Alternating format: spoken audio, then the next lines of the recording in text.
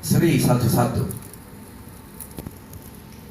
Saya menyusun itu berdasarkan kepandaian saya secara teknis, dan itu atas kehendak saya menyusun pemain. Draw satu-satu, berlanjut dengan perpanjang waktu, draw satu-satu. Setelah itu dilanjutkan dengan penalti 5-5. Saya menentukan itu hanya dasar teknis. Kenapa saya tunjuk? Karena setiap latihan dia masuk. Evan kamu menendang, Zulfiandi kamu menendang, Maldini kamu menendang. Semua orang yang saya tunjuk berdasarkan teknis. Duniawi. Draw masih 5-5 masih draw.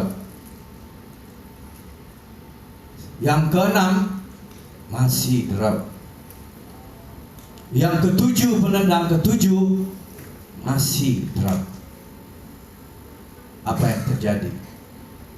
Saya naif bahwa saya adalah orang manusia yang tidak mampu sebenarnya, yang sombong waktu itu.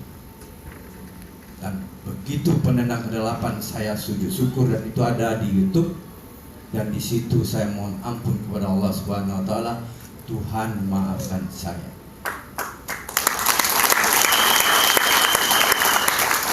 Tolong dong tentukan penendang ke-8.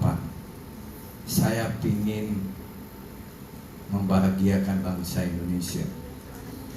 Saya ingin orang di stadion ini ya Tuhan pulang dengan gembira. Tolong Tuhan. Terakhir Tuhan, saya bilang saya ingin mewujudkan doa ibu saya. Saya ingin membahagiakan keluarga, membahagiakan bangsa Indonesia, dan membahagiakan agamamu ya Allah. Ilham Udin gak pernah masuk di latihan, dia menunjuk. Coach, saya tendang coach. Bayangkan bagaimana saya. Apa kan saya itu? Indra, dia nggak masuk, dan dia nggak sopan banget loh, pakai tangan kiri loh. Kalau saya, ini yang iman. Nah ini yang iman. Kalau keimanan saya, karena saya sudah berpasrah bahwa Tuhanlah yang paling menentukan apapun di jagat raya ini, saya berpaling satu cik saja, nggak gol atau bola, nggak jadi juara Indonesia. Tapi saya bilang, setan, saya hanya satu doa. Dia jalan, ambil bola, dia taruh, dia mundur 2 langkah. Di teori sepak bola penalti 2 langkah nggak ada di dunia.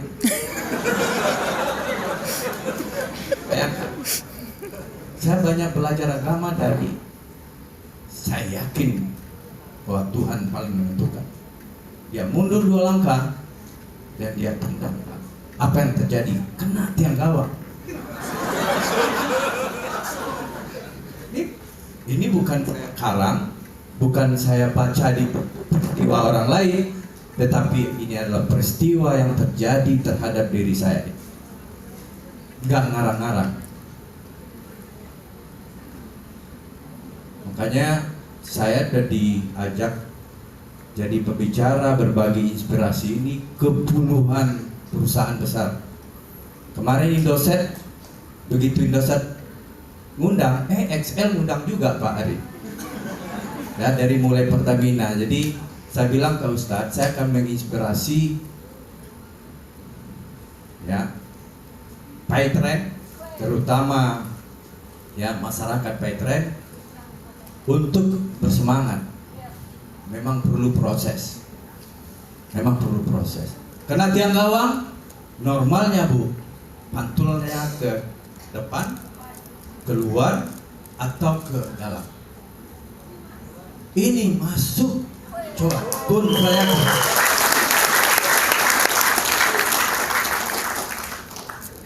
Nggak ada yang kecil. Kalau hanya memasukkan bola bagi Tuhan kecil, membolak-balikan bumi ini dalam seperti sekian detik selesai kita.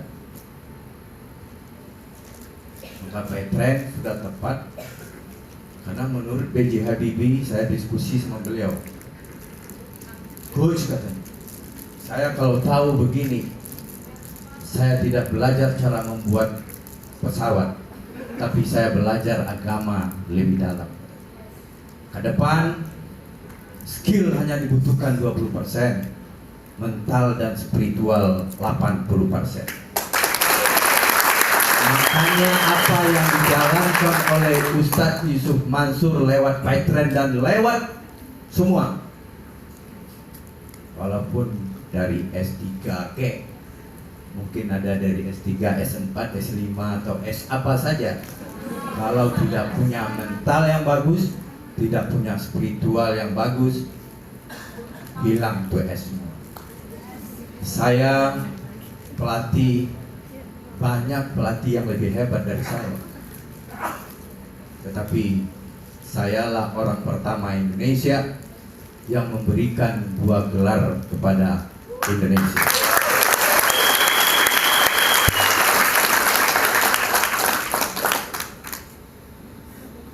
Inspirasi selanjutnya untuk optimisme. Kalau tadi keikhlasan dan ketakwaan, sekarang optimisme.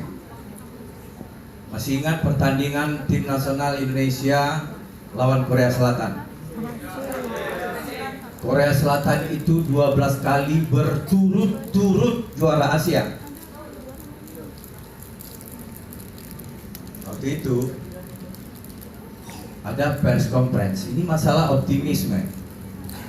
Dan orang Indonesia, kalau kita terlalu optimis, capnya kita adalah sombong dan takabur.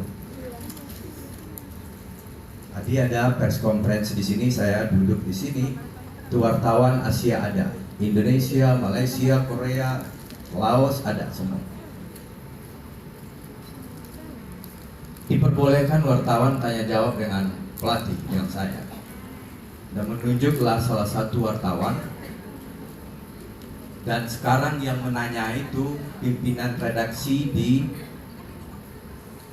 media Indonesia di sini. Bukan media Indonesia, maksudnya di korannya Indonesia. Pertanyaannya,